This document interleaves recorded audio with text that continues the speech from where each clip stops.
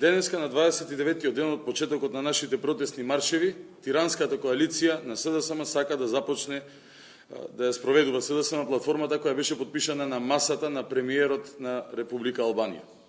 За било која суверена земја е врв на срамот кога група на неодговорни политичари ќе формираат документ под покровителство на туѓа држава и ќе се обидат да го спроведуваат во својата држава, особено што содржината на овој документ бара редефинирање на земјата и нејзино позиционирање на патот кон федерализација.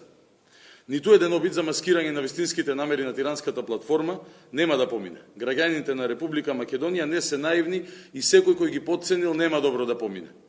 Целта која поставивме не можеме сами да ја постигнеме. Целта која поставивме е универзална за секој македонец. До таа цел ни треба што поголемо учество на нашите истомисленици. Остваруваме победи, но победата е далеко.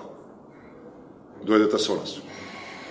Висшиот интерес треба да не води, тој патока едноставно во остварување на нашите цели, обстојување на овие простори, во ситуација кога знаеме дека ни се оспорува постоењето, дури од нашите соседи.